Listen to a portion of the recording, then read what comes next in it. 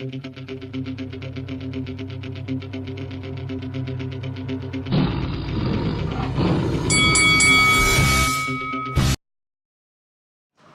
this is Eddie Hearn, and you're watching Lights Out. This is Lights Out. I am Faisal Khan, and welcome to episode 3 of the Lights Out Boxing Podcast.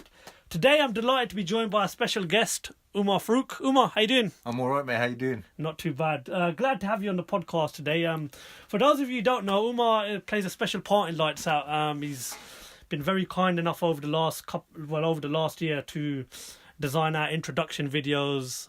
He's helped produce our thumbnails, and he's been a credit to Lights Out, and he's always given his input, and he's always helped us try and move the channel as further as possible. So it's really good that he's come on, and I felt it was only right that we got him on a podcast today to discuss episode 3, which is obviously based on tonight's massive fight in New York City at Madison Square Garden, where Anthony Joshua defends his world titles against the challenger Andy Ruiz Junior.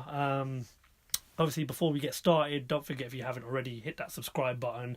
Follow us on all social media. The links are in the description of the video. And yeah, Umar, welcome to the podcast, episode 3. Thank you very much for having me. No, it's our pleasure. Let's get started. It's an interesting one because originally Anthony Joshua was meant to take on Jarrell Miller. Jarrell Miller failed 3 drugs tests, and now Andy Ruiz steps in. Now, originally, a lot of fans weren't happy that Jarrell Miller was the choice for Anthony Joshua. The ongoing situation with Deontay Wilder, people would have thought Dillian White would have finally got his shot at the world title, maybe even a fight with Tyson Fury. And now that the fact that Miller's failed 3 drugs tests, you've got Andy Ruiz stepping in, who's clearly a lot of the fans are not happy about it, but whatever you say about it, Andy Ruiz challenges for the world title tonight. Firstly, your thoughts on the choice of opponent, Andy Ruiz Junior. What do you see happening tonight at Madison Square Garden? Well, it's very disappointing. As you mentioned before, everyone was looking forward to seeing Jarrell Miller hitting the canvas, but the Ruiz, now what can I say about Ruiz? It's like going to the takeaway to the chicken shop and asking and looking forward to a nice juicy breast piece, but all they've got is a stinking leg, and that's what this situation is at the moment. Okay, I'm not happy with the opponent. No, neither are you. I know you've got to stay all balanced and whatnot, but let me tell you something. No one's happy about the opponent, really. This man is not going to probably last against Joshua for more than 3 rounds. I don't think so. Anyway, you asked for a prediction in the earlier fight, but I'm going to tell you straight, this fight ain't going past 1. Well, listen, I mean, it's a heavyweight fight. One punch could change everything. It's a heavyweight fight with an extra heavyweight. That's what it is. Well, listen, like I said, look, it's a heavyweight fight, and regardless of the fact that a lot of people aren't happy with Andy Ruiz being the replacement for Jarrell Miller, what could you expect? Did you watch the weigh-in yesterday? I did, yeah. Well, look, I mean, we can obviously... No, I don't care about the guy's physical appearance. I'm not going to take shots at that. I mean, I'm no muscle man myself, but it's the way he carried himself throughout that weigh-in that it was like a fan. It was like a fanboy. Oh look, I've got the champion in front of him. Oh look, they're the belts. Eddie, may I please hold the belts? Oh, I'll hold the belts and I'll take up. He had no business holding those belts and posing with them. No. Well, if you look back to the press conference, it was obviously Anthony Joshua that let him hold the belts. So it's a bit of give and take there. But look, we're focused on Andy Ruiz, 32-1 with 21 KOs. Lost to Joseph Park in 2016, and if you've watched that fight, he actually put up a very, very good performance against Joseph Park. And now I think what you've got to look at it, in different aspects here. Anthony Joshua for many weeks was training for a Jarrell Miller, and this is his first time in America, and now of course there's a change in opponent. So who knows how Anthony Joshua's mindset is going to be going into this fight. But I remember back in 2017 when he was supposed to take on Kubrat Pulev, and obviously Kubrat Pulev had to pull out due to injury, and then in the end stepped in Carlos Takam, and I was very fortunate enough to have gone to Cardiff for that fight, and it wasn't one of Anthony Joshua's best performances. It wasn't convincing, and if you have a look after that, Takam's lost to Derek Chisora, so it makes you kind of think, if Chisora can stop Takam, why didn't Anthony Joshua stop him? But it's all ifs, buts and maybes. But the fact is that Andy Ruiz is stepping in as a second choice, as a replacement for Jarrell Miller. Surely you've got to give him some chance in going into tonight's fight of becoming the world champion, because like I did say, all it takes is one punch. Do you not think he's capable of perhaps landing that one punch tonight on Anthony Joshua? No, I don't. I'm not giving this man a chance at all, unfortunately. I'm just having a look at his boxing record so far. His first 16 fights, they're not even, I wouldn't even, I mean, you have a look through and you tell me what do you see there, that he's not prepared. I see only one loss and 21 knockouts. We've got to give him some credit. It's in But he on lost America. against an opponent Joshua quite decisively beat.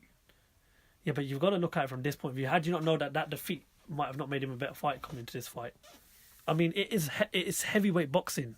It's one punch can change everything. Now, listen, I'll bet my money on Anthony Joshua winning tonight in probably 3 or 4 I'll rounds. bet my house and my car on it. You'd be a very brave man because you could be sleeping in the streets this time tomorrow if you did that. But like I said, this is heavyweight boxing. Anything can happen, and all it takes is one punch, and that's it. Game over. Yes, you're right. One punch can decide a fight. But that phrase came out back in, when there were a lot of heavyweights that could punch and that could take a punch. We are in a situation at the moment where there are probably just four heavyweights everyone wants to see get in the ring, okay? Yeah. Fortunately, Andy Ruiz isn't one of those heavyweights. Yeah. And we all know which heavyweights we're all talking about, okay? For me, should Eddie Hearn have given Andy Ruiz a chance? That's Eddie Hearn's prerogative. There's another man. I'm going to stick behind British fighters. That there's another man who deserved a shot at Joshua tonight that didn't get a chance, and that was Dillian Whyte. Okay, the man's been working his backside off to get to where he is. What has Andy Ruiz done to deserve a shot at Anthony Joshua, other than being Mexican and being geographically close to America? And now I know you're saying that this is Joshua's event, that he can go over there and he can make a name for himself in America. But Joshua's already made a name for himself in America, if you ask me anyway. If you look at all the preview videos and all the the advertisement for the Deontay Wilder and Tyson Fury fight, AJ's name was always mentioned in there. So that the boxing fans of America know who AJ is. Yeah. He doesn't need to go over there and start fighting. I think you've got to look at it as a stepping stool. I mean, of course, people will obviously, Anthony Joshua's name was getting, passed around when the Wilder and Fury fight was about to happen, of course. But I think now is a time where these American fans, they're not fortunate enough to travel over to England. They want to see, Anthony Joshua in America now. Like, we could stay up till 3-4 in the morning and watch Deontay Wilder's fight. We know a thing or two about Deontay Wilder. Of course, he fought Tyson Fury. There was that fight with Dominic Breazeale a few weeks ago. But it's the right time for Anthony Joshua to be going to America. And you talk about Dillian Whyte as well. Yes, listen, if anyone deserves a shot at the world title right now, it's Dillian Whyte, 100%, especially after the 3 wins he pulled off last year and the fact that he's fighting Oscar Rivas in a couple of weeks. But, it doesn't really make sense to take... Do you remember the video which Anthony Joshua posted up when he found out about Gerald Miller? He looked disappointed. The next fight's going to be Andy Ruiz. Yeah, well, look, I mean, for what we've seen, in the press conference between Miller and Anthony Joshua, we knew we were going to get scrapped. We don't know what we're going to get tonight. Myself personally, I think we're going to get a slow start, but we'll get a finish mid-rounds. I'm predicting tonight 4 or 5 round knockout for Anthony Joshua. With what Deontay Wilder did to Brazil, Anthony Joshua is going to want to make a statement tonight.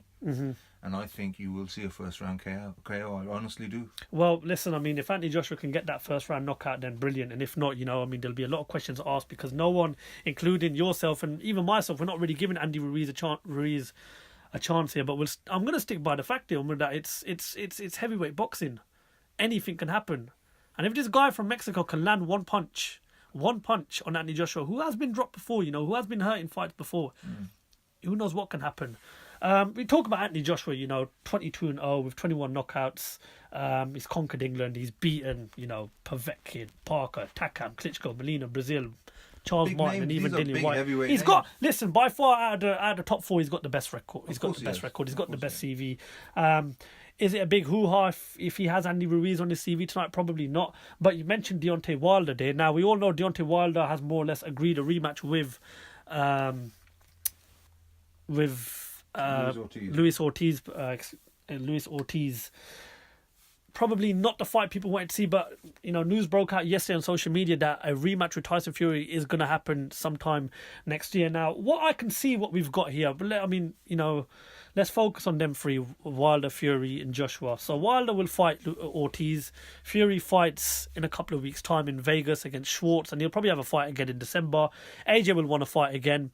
Are we looking at that point in January after the Fury-Wilder fight, that them fights with AJ, Wilder and Fury will have to happen in January? The winner of Fury versus Wilder will have to fight Anthony Joshua after January. That will really be the time for that fight to happen. Your thoughts? In terms of the WBC title, yes and no. Remember, there's a dark horse in this race, and that's Dillian Whyte, who also deserves a shot at the WBC title. Yeah, but with Ortiz getting a rematch, it's not likely to happen. Or maybe White's better off going down the whole Anthony Joshua path and fighting him for a world title, because like I mentioned, Fury will fight in a few weeks, and the likelihood is he'll probably win that fight, so he'll need another fight in December, probably end of the year. Wilder will probably beat Ortiz again. Wilder and Fury will have a rematch in January. So does this not make sense for Anthony Joshua and Dillian Whyte to win their next fight and then fight each other somewhere at the end of this year? I don't know. I really don't know how Eddie Hearn plans on sorting that out.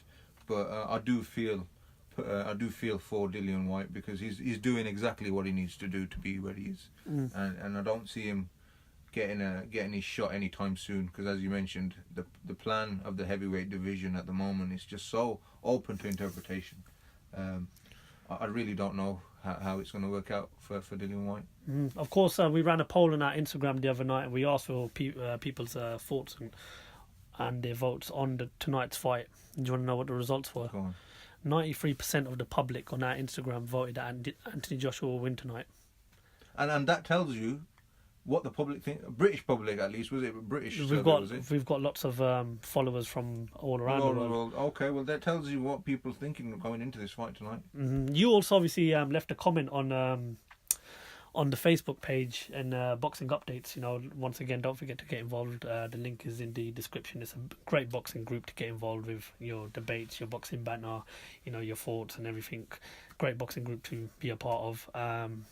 Do you want me to read it out? You left a comment, and I remember what it was. It's a farce. It is. And I can only see it going one way, 1 round knockout to Anthony Joshua. Well, you know what? Listen, that's your opinion, and that's what probably a lot of people are going to go for tonight. But you might be eating humble pie if Andy Ruiz can go maybe the distance, or even win the fight. If Andy Ruiz goes the distance, then I think that says more about Joshua than it does about Andy Ruiz. Who's the best number? You know what? We me and you, we always talk about boxing. You've helped us out a lot in the past, and we really appreciate it. But I've never asked you this question, and I'm glad I've got you here now, because I'm going to ask you, who's the number 1 heavyweight in the world right now? And I know Fury's from your, side of the woods and everything, but who's the number 1 heavyweight in the world right now? You want me to rank them, or no? I want you to tell me who's the number 1 heavyweight in the world right now. In my eyes, and I'm going to get a lot of stick for this, it's Tyson Fury. Listen, you're not going to get no stick from me, because that's what I think as well. But at the same time, then we got to look at who holds all the marbles here. The guy that fights tonight in Madison Square Garden holds the 4 belts, and it's pretty clear that he is the one who's more certain of the Deontay Wilder fight. He's the man that really wants to undispute the division. Deontay Wilder has chosen a different path, so we've got to give some credit to Anthony Joshua. He's not asked Jarrell Miller to pull out.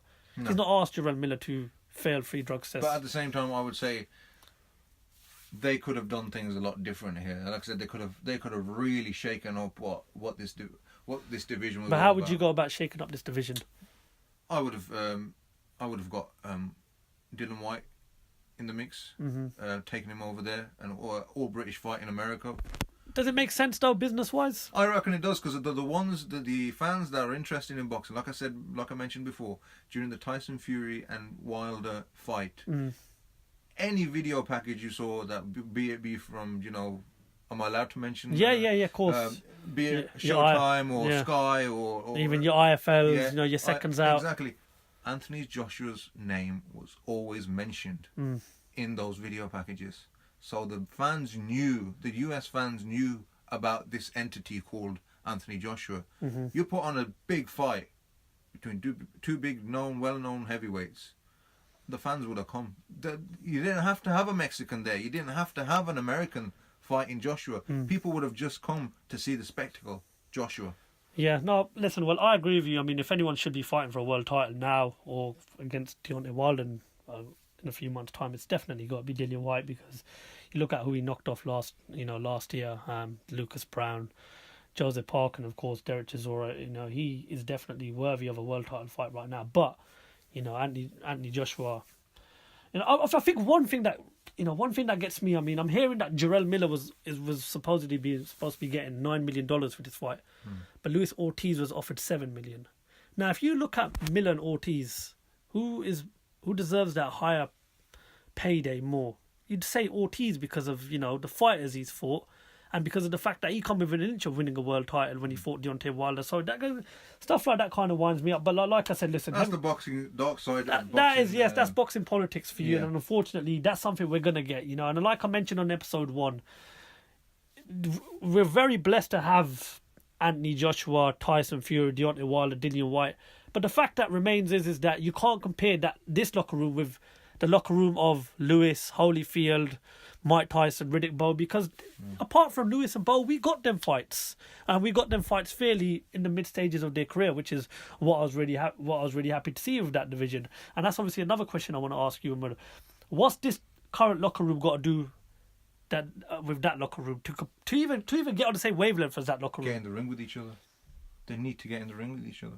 But then again, you have to look at that promotions, TV rights, stuff like that. It wasn't as big as it is then.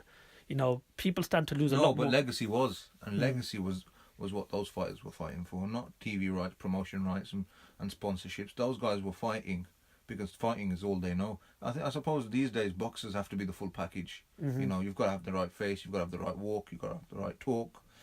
You've got to sell yourself as a product. Tyson wasn't, in the early years of Tyson wasn't selling himself as a product. Tyson was saying, I'm walking in that ring to destroy someone. That's all I'm going to do. And then I'm going to walk back out. I've watched various Tyson interviews where Tyson was like...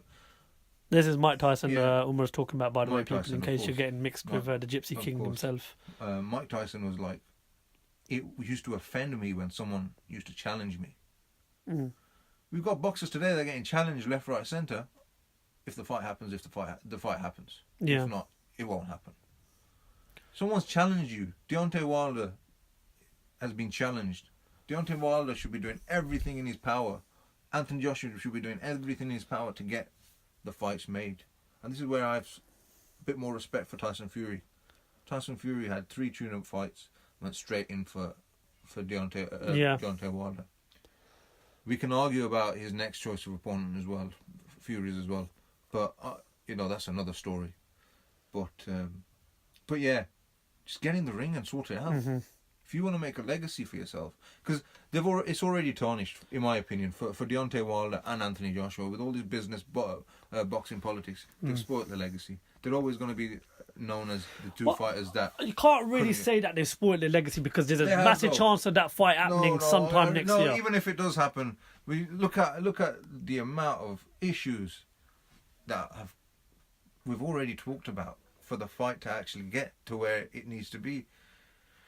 So, you offered me this much money, you didn't offer me this much money. Yes, we did. No, you didn't. What's going on? Just get in the ring and fight. You two are the top leading faces of the division. Yeah. Yeah. What message are you sending to the younger boxers? But then again, we've got to look at the fact that they both got different promoters. I personally think, and I've got a lot of respect for Shirley Finkel and of course Eddie Hearn. But I think that the main problem is because the promoters are playing of course they're going to play a massive part in it, but I think the promoters are a massive issue here. I think Showtime and Sky Sports and DAZN are a massive issue here. Remember when we had Lewis versus Tyson? One was with I think HBO, the other one was with Showtime. Yet we still got it to happen.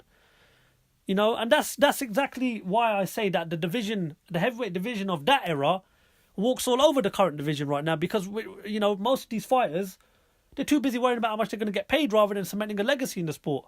But anyway, obviously that's a topic for a different day. I know what you're going to say, but I'm going to have to ask you again. Prediction Prediction for tonight. Timberg in round 1. That's my opinion. I think it's going to be a round 1 showcase. And if it goes the distance, I think people will be asking more questions of Anthony Joshua than Andy Ruiz. Well, do you know what? I'm going to look at the fact that AJ's already struggled with a replacement opponent in Carlos Takam in 2017, so I'm going to go for a round 6 knockout tonight. Let us know your thoughts in the comment section. Okay, we're going to focus a bit on the undercard tonight, because whatever you say about the main event, we've got a cracking undercard. Katie Taylor tonight could become the undisputed world champion. Katie Taylor's road to undisputed could obviously be tonight in the deciding final factor when she takes on Delphine Pearson. Katie Taylor, 13-0 with 6 knockouts.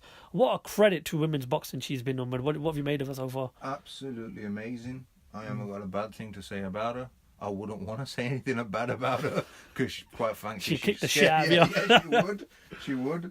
Like I said, for women's empowerment, for women's boxing, an absolute breath of fresh air. Yeah. Already future Hall of Famer, in my opinion. When we've obviously got, the likes of Nicola Adams, who's coming up in boxing. And I mean, we like to consider ourselves as boxing connoisseurs here, but where do you see women's boxing right now? Level pegging, if you ask me. This might be a bit of a weird comparison, but we see how the division in wrestling's kind of grown. Women's wrestling is massive these days. You've got Royal Rumbles. You had a headline main event at WrestleMania for the first time, and I know it's all fake and everything. It's all script written, but doesn't that go to show you that women's sports needs to be pushed a bit more? Get out there, headline it out a bit more. I mean, what does perhaps Katie Taylor headlining a show in her own native country like?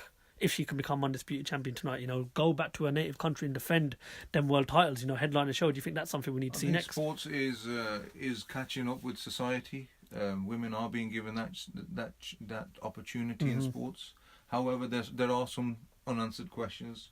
Women's pay, for example, are they getting paid the same as men? Are they being given the same sponsorship deals as the men?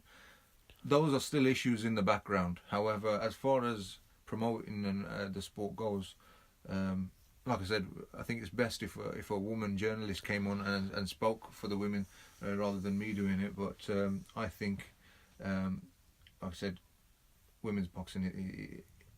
There are occasions where I tune in for a main event and I want to watch the women's fight. Well said, 100% well said. And listen, good luck to Katie Taylor tonight. And I'm predicting it to go one way. I think she's going to win tonight by knockout. And it'll be brilliant for women's boxing if she could become the new undisputed champion. Callum Smith versus Hassan Nadam. Callum Smith defends his WBA super middleweight title and the WBC super middleweight diamond title as well. We've seen a bit of Hassan Nadam when he beat Martin Murray on the Carl Frampton Josh Warrington undercard. What a year for Callum Smith last year, winning the World Boxing Super Series tournament, beating George Groves in the final. There's a lot of talks about a potential fight with Canelo, Billy Joe Saunders even, who won a vacant world title a couple of weeks ago. Even Chris Eubank Jr., even, perhaps a Gennady Golovkin. The world's his oyster right now. I'm going to give you my put on Callum Smith. I think the guy's brilliant. And even better, he's a Liverpool fan. So he's going to have one eye on what's going on tonight in Madrid. Good luck, Liverpool. Good luck, Liverpool tonight, because we definitely are looking forward to it. But let's stick to topic here. Callum Smith, Umar, one of the most exciting super middleweights in the world right now. He wins tonight. He beats off Hassan Nadam.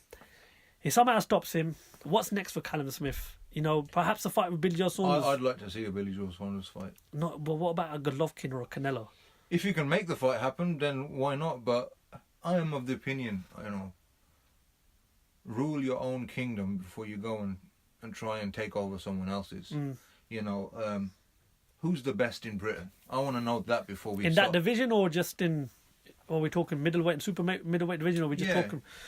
Do you know what? In the UK, I want to know who the best is. We've got 2 world champions in the super middleweight division. Why not get them out there, both unified? But again, here's a stumbling point. One's a Frank Warren fighter, one's an Eddie Hearn fighter.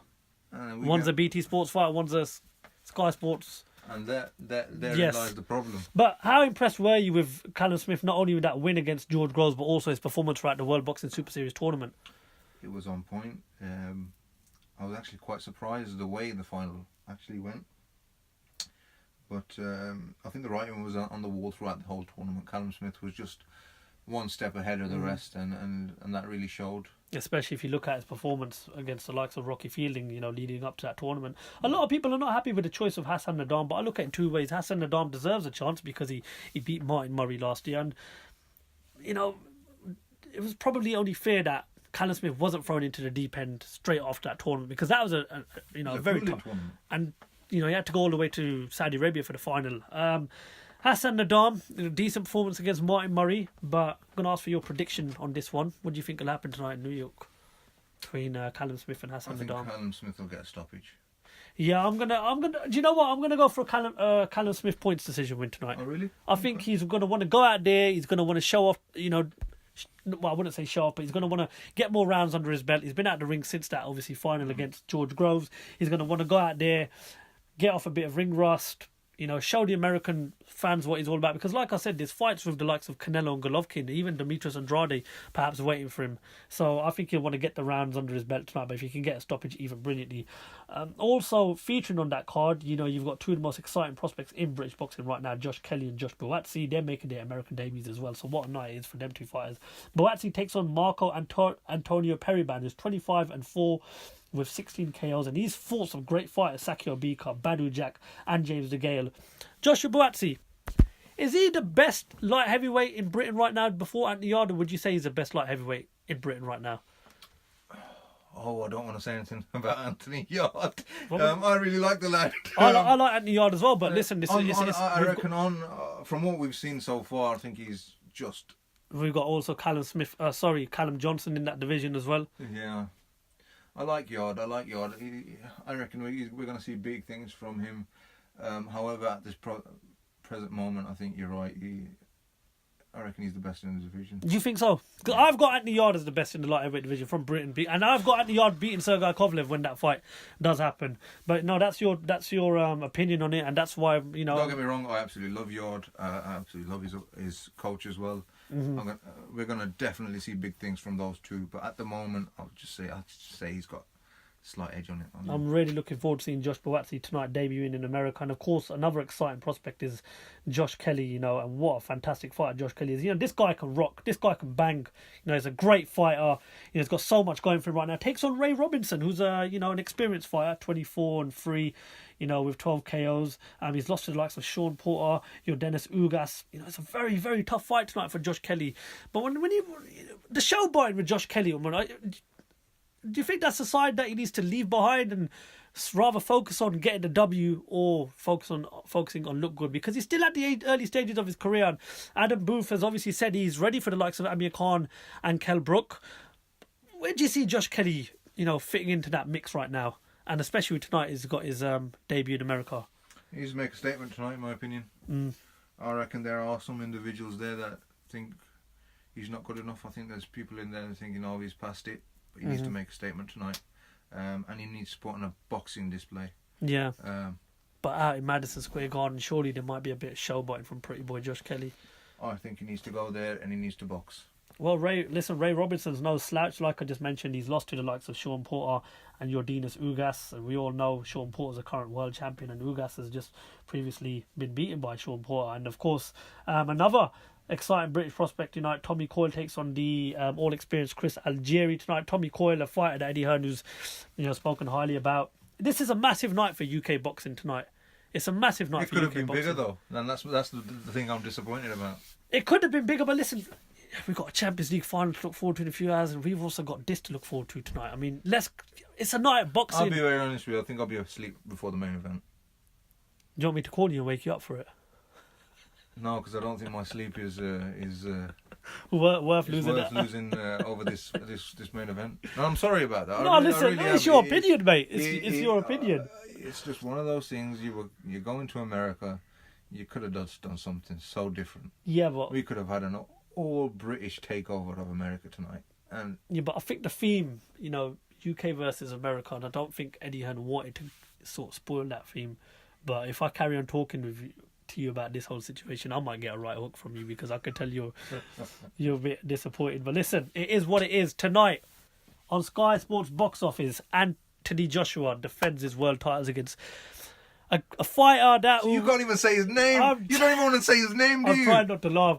Against Andy Ruiz Junior. It's heavyweight boxing. Anything could happen.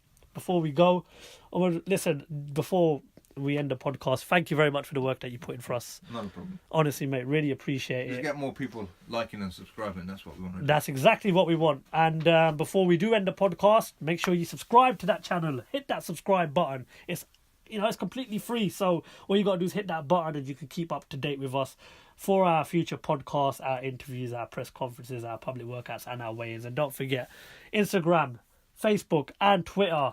Link descriptions are in the video below. Make sure you're following us on social media. My name is Faisal Khan and thank you for listening to episode 3 of the Lights Out Boxing Podcast.